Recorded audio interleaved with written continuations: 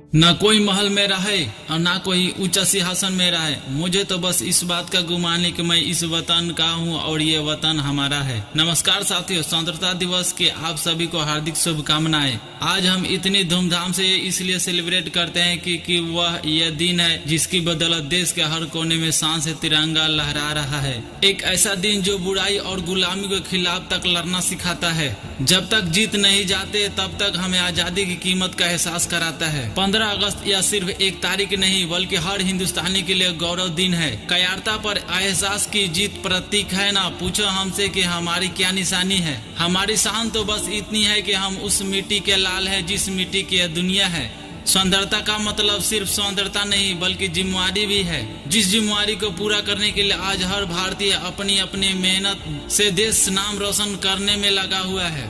सच्ची सौंदर्यता वही है जो हम अपने सपनों को पूरा करने की ताकत रखते हैं। हम भारतीयों की मेहनत से भारत का फील्ड में प्रोग्रेस कर रहा है, चाहे वो स्पोर्ट हो या इंडस्ट्री हो या डेवलपमेंट हो या एजुकेशन IT हो या फिर डिजिटल इंडिया हो। भारत के हर क्षेत्र में विकासशील से विकसित राष्ट्र की तरफ लगातार बढ़ रहा है। सच्ची सौंदर्यता का मतलब है कि अपने रास्ते का खुद चुना और अपनी मंजिल खुद तय करना और इस तिरंगे का नाम ऊंचा करेंगे। आज के दिन हम सब अपने स्वतंत्रता सेनानियों के अनगिनत बलिदानों को याद करते हैं जिन्होंने हमारी आजादी के लिए अपनी जान तक की परवाह नहीं करी। उनकी बहादुरी और निस्वार्थ ने हमारे लिए एक स्वतंत्र भारत में रहने का सपना पूरा किया। एक बेहतर भविष्य का निर्माण कर सकते हैं। जब भी चर्चा होगी बलिदान का नाम हमारे शूरवीरों का होगा। देशभक्ति का मतलब सिर्फ झंडे लहराना नहीं होता बल्कि अपने देश को मजबूत और सशक्त बनाने में सहायता करना भी होता है। अब भी जिम्मेवारी हमारी भी है इस आजादी का गरिमा बनाए रखने की जिम्मेवारी। आज हम सबको मिलकर एक ऐसा राष्ट्र का निर्माण करने की जरूरत है। हम अपने बोलने का अधिकार उस जनता के सामने सच बोलने में करे जो सही है ना, उसके लिए खड़े रहे और एक न्यायपूर्ण समाज बनाने में अपना योगदान दे। पंडित जवाहरलाल नेहरू ने कहा था कि भारत की सेवा का मतलब उन लाखों की सेवा करनी है जो पीड़ित है, जिनको जरूरत है तुम्हारी मदद की और तुम कर सकते हो। वो हर एक इंसान दूसरे को हेल्प कर सकता है और देश से गरीबों को अज्ञानता को खत्म करने में अपना योगदान दे सकता है। सारे जहां से अच्छा हिंदुस्तान हमारा। आज हमारा भारत दुनिया में सबसे अच्छा देश है, लेकिन इसे उससे भी बेहतर बनाने के लिए हम सबको मिलकर ऐसे प्रयास करने चाहिए जिससे छोटे छोटे और गरीब से गरीब इंसान भी प्राउड फील कर सके कि वह भारत का नागरिक है। वो भी दिल से गा सके कि सारे जहां से अच्छा हिंदुस्तान हमारा। हमने एक नए लोकतंत्र से लेकर एक संपन्न देश बनाने के एक लंबा सफर तय किया है। कई साल डर और खौफनाक से बिताए हैं, कई साल गुलामी झेली है, कई माताओं ने अपने वीर पुत्रों के हंसते हंसते कुर्बानियां दे दी। लेकिन अब इस स्वतंत्र भारत में बहुत कुछ अभी भी करना बाकी है। हमें एक ऐसे भविष्य के लिए काम करने की जरूरत है जहां हर नागरिक को अच्छी शिक्षा, स्वास्थ्य और सक्सेसफुल होने के लिए अवसर प्राप्त हो। हमारी आजादी की प्राप्ति तो केवल एक शुरुआत थी जहां हर एक व्यक्ति को सम्मान और स्वतंत्रता मिल सके। अपने देश की संस्कृति, परंपरा और मूल्यों को बनाए रखने के लिए हमें अपने कल्चर को साथ लेकर चलना पड़ेगा। अपनी जड़ों को मत भूलो, अपनी पहचान को मत मिटाओ। कहीं ऐसा ना हो कि तरक्की की राह में संस्कृति का मान खो जाए।